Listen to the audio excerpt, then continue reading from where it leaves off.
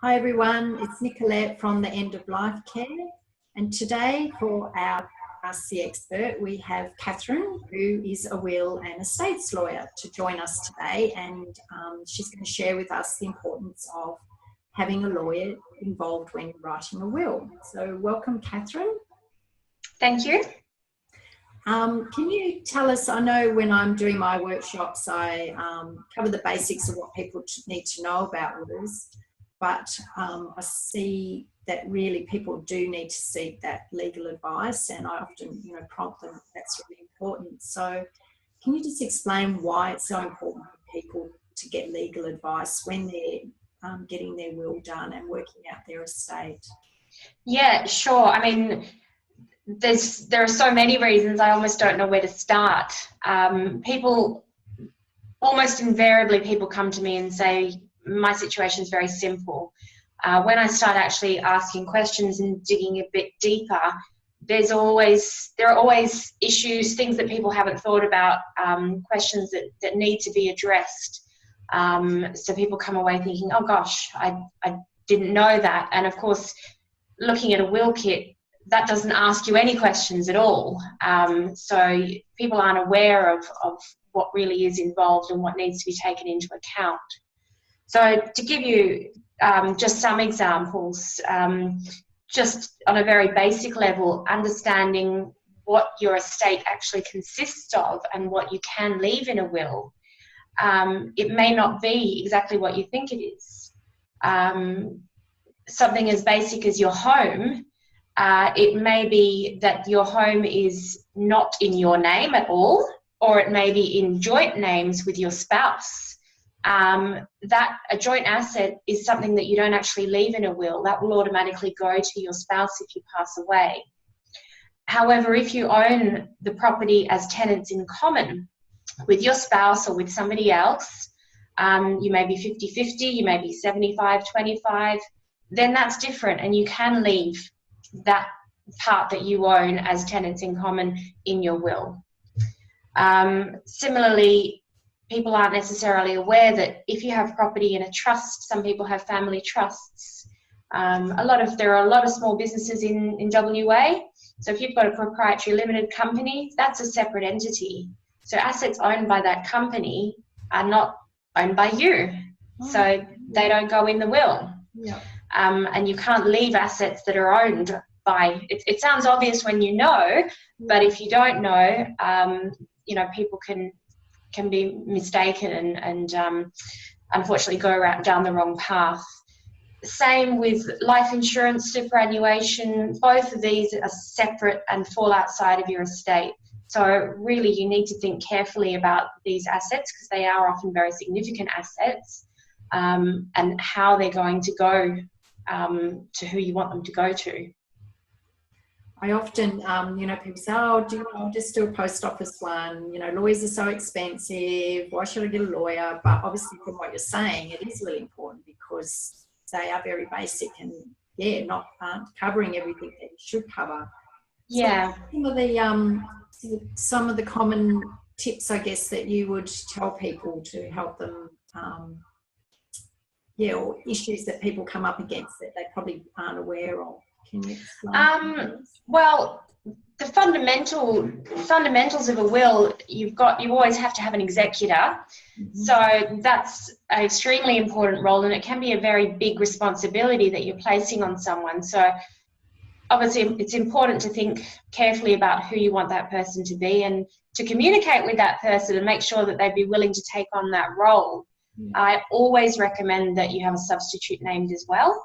Mm-hmm. Because if for some reason that person could predecease you, or they may be unable or unwilling to act for some reason. Likewise, guardians, if you have children under 18, who's going to step in and look after your children? And have you had that conversation, importantly, which I'm sure is something that you discuss with people regularly, having these important conversations. It's not just about writing it down in a document. There's more to it than that.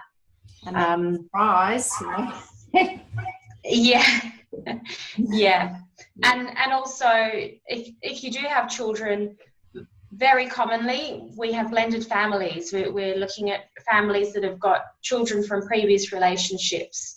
In that situation, drawing up a will can be a little bit more tricky because spouses want to provide for each other and make sure they're okay, but they also, of course, want to provide for their children and ensure that once they're gone, that their children are going to get a share in their estate and be looked after.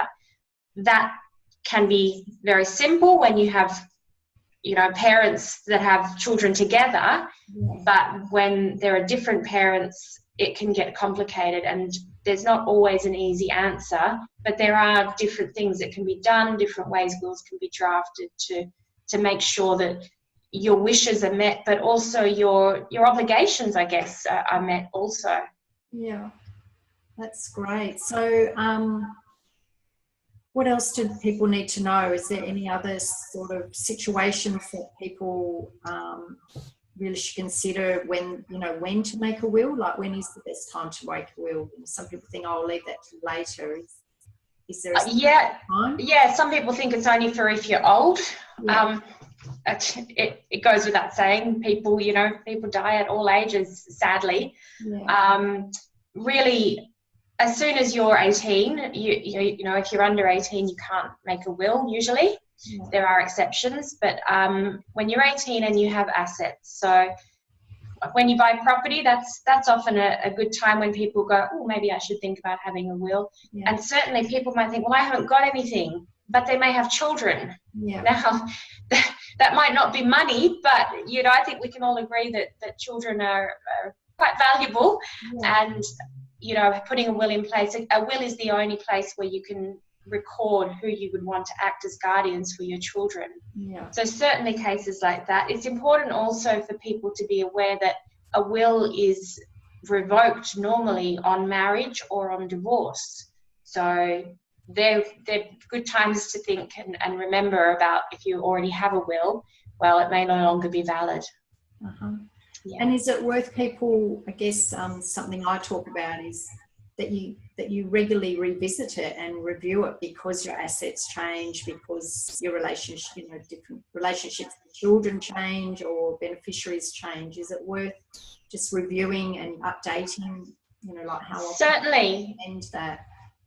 Yeah, I mean, I see my role as a lawyer to do my job well enough that and ask all of the relevant questions so that I can put in place a document that's comprehensive enough, hopefully to cover people and to take into account possible situations, so that will be valid for, you know, for as long as possible and in as many situations as possible.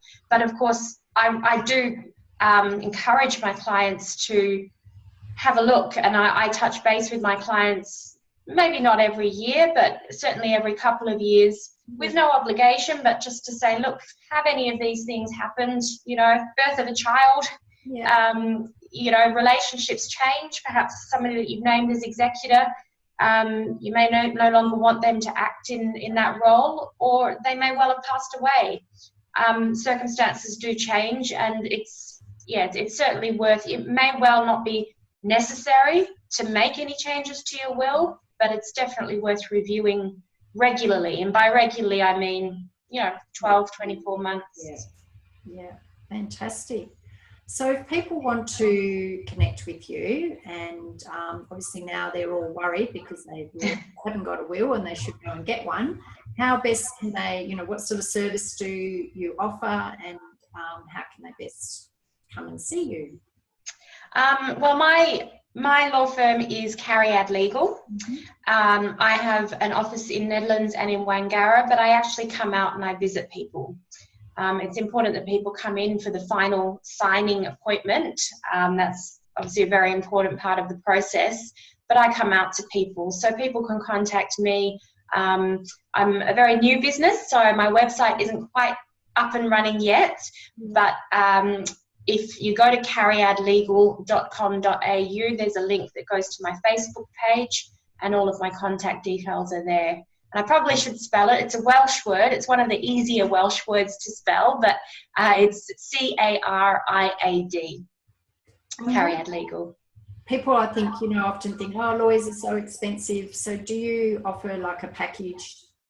Yeah, my prices are fixed, and I have 3 levels. So a basic will, a will with a basic children's trust for people that have got, still have relatively basic needs, but really do want to provide a trust for their children when they're under perhaps 25 or 21. And then there's another level as well where for more complex estates or estates that are very large, and there are different advantages to having that complex type of will. Yeah. So yeah, fixed prices, and that includes the home visits and etc. I'm not one of those lawyers that charges every single phone call and email. Nice to hear. We've all had those experiences, so we get a bit nervous when we go to talk to lawyers. Yeah.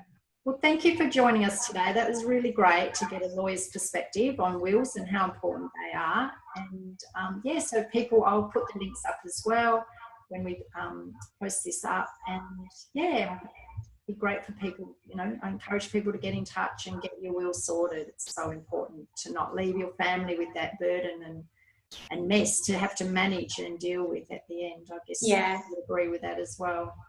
Yeah, thank you, Nicola. I appreciate the opportunity. No worries. Thanks. Bye.